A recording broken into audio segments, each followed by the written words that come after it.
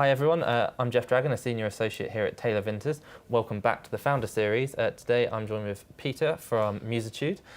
Peter, hello, welcome. Hi. Hi. Tell us a little bit about Musitude and what it is that you guys do. So Musitude is a music tech solution for non-musicians. So here are the stats, like only 3% of people can proficiently read music and play an instrument. So the 97% who can, it turns out almost all of them want to.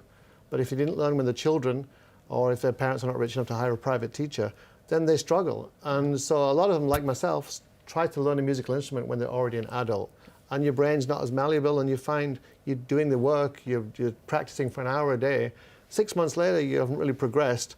You still have the desire to get the joy from playing a musical instrument, but you're just not getting there, so people just give up. So I realized one day that I can touch type fairly well, and most musical instruments are about learning the interface, so you can use it without even having to look at it. So it just occurred to me one day, why can't I use my QWERTY keyboard on my laptop as a musical instrument? Wouldn't that be good? I'd already be halfway there. And then, but even with that, you still have to learn to read music. Because I'd tried several instruments over many years and failed to become a proficient musician, I had understood how sheet music works and how instrument works. So I devised a music notation which is suitable to that particular skill of using a QWERTY keyboard on a phone or a laptop, and that is alphabet.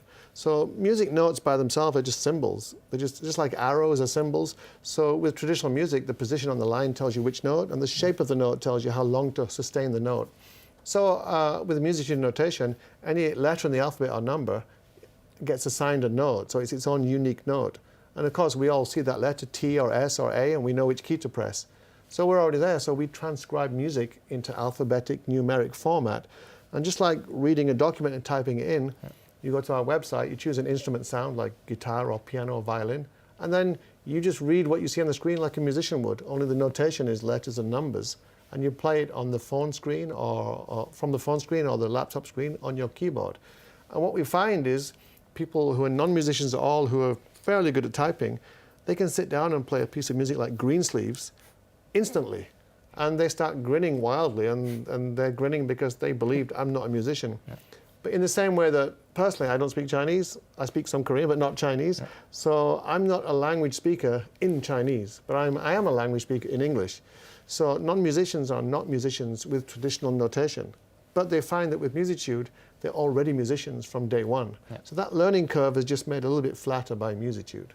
Amazing. And so myself, I can play the trumpet. I learned to play very early on, so I can sheet read music fine. But I've tried, as you have, to try and transfer those skills on from try and play the guitar or try and play the keyboard, and other than very basic chords quite slowly, I really struggle. So I think what you're doing in giving access to music to hundreds, as you said, that kind of smile and that joy you see is actually something that's of quite value, because when you pick up and when you learn to play, as you said, it kind of creates a joy internally. Yeah, what we're essentially doing is inverting the paradigm of learning music. A non-musician has to learn a clarinet or a piano, and they have to learn to read music. Whereas what we do is we're adapting music to fit skills you already have, typing and reading. Yeah. So it's really the same principle what they do. It's just that we adapt music to fit the would-be musician. And the music sector, the music tech sector specifically, it's tough. It's notoriously hard for people to break into. You've obviously had Spotify being the big success, but then having somewhat of a monopoly on kind of technology that stemmed from music. What have been the biggest challenges for Musitude and for you personally in trying to break into that sector? For example, with Spotify, when they started, they had to agree to give 85% of their entire revenue to the music companies, not the profit, their revenues. Yeah. And they had to figure out profit. And now, they've been around for a while, and they've got the power balance has shifted, so they're down to I heard it's 55, 60%.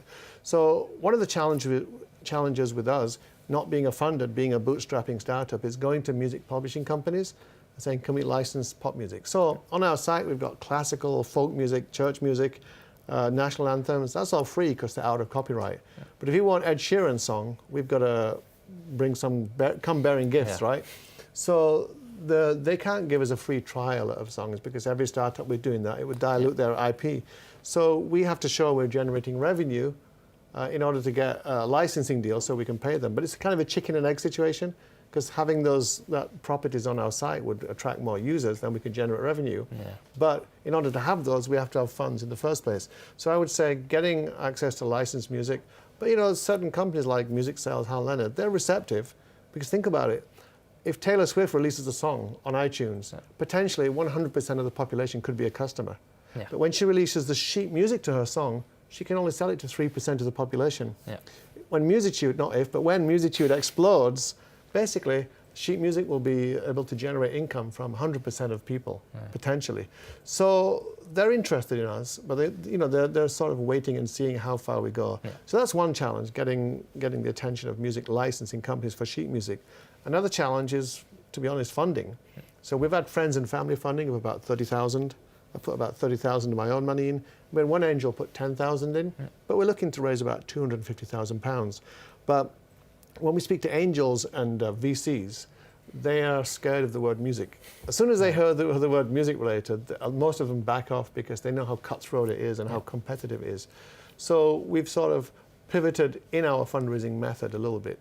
So now we realize that if there's a high net worth individual or somebody who's had an exit and become really, really successful and got lots of money in the bank and they're passionate about music, they're more likely to look beyond the fear. And also they themselves will have had experience in the music business. Yeah. So we're talking to a few people right now, and hopefully something will come of it, but you've got to kiss a lot of frogs to get a prince or princess. Yeah. But it would be great to get somebody who's themselves been successful in music tech, because first of all, they'll share the passion, but also all the knowledge and wisdom and the battle scars they have will be useful as well. No, and I think that's for those watching as well. What we see with our clients is that, especially in those areas which are traditionally quite hard to break into, it really does help, as you said, if you have a champion or someone that's been there and done that. Yeah, just because their advice, if you can surround yourself with people like that really is kind of invaluable. On the subject of advice, then, if you could. If you could speak to the millions, hopefully, of people watching this, again it is millions despite what others may tell you, what would be kind of one bit of advice that you would give as to potential entrepreneurs? There are so many things, and also I'd like to, with a caveat that I haven't made it yet, so I'm giving advice from somebody who himself is still in the trenches there, but it's not so much advice about what you can do to be successful, but I think more about the state of mind. I've noticed there's a culture in the startup world, and it's sort of driven by the investors' expectations, and that's the culture of the exit.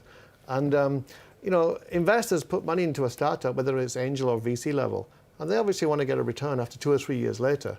That doesn't necessarily gel with what the ambitions of the startup is. If you want to create a startup that's going to change the world or bring something wonderful to the world, you want it to go on and on and on. And ideally, if you love what you're doing, you want to be part of that. But there's an expectation that you have to be thinking about an exit from day one. And it's almost like you start your career after leaving college and all you're thinking about is, when can I retire? But you should really be involved in something in a startup that you would do even if you weren't getting paid. So essentially, I created a startup, which was a solution to my own problem. And it's a testament to how difficult it is to learn traditional instruments, that it was easier for me to reinvent music, notation and instrument, so I could play. After I did that, I thought, hey, maybe other people would like that. And I was inspired by the idea of giving other people access to that joy. And it was only the third stage I thought, well, maybe it could be a business. So I was never thinking about an exit, because I was never thinking about business. I love what Musitude is. But when you talk to investors, if you say, I never want to sell the company, right? Then they're obviously thinking, how can I get out of it? So there has to be some kind of balance. So I would say that you can be diplomatic in the way you talk to investors, maybe talk more about an IPO. But I would say that when you're starting, if your objective is just to make money and become a billionaire, that's fine. But if you're passionate about what you do, it's going to give you that extra motivation when things get tough. Yeah. And so, because you would do it for free anyway. So, and you're going to come to work every day thinking, oh my God, I'm getting paid, or potential to be successful for doing something I love. That's my dream. So I would say just try to avoid the culture of the exit, because it just seems a bit like a self-fulfilling doom prophecy to me, right? Instead, think about, this company's going to make so much profit, our investors are never going to want to exit, and have that as the goal, maybe. No, it makes sense. It makes sense to me. Thank you very much for agreeing to sit down with me. Yeah, thanks for having me here. No, anytime. Thank you for supporting us in our London Tech Week event, and good luck with the fundraising. Great, thank you very much. Thank you.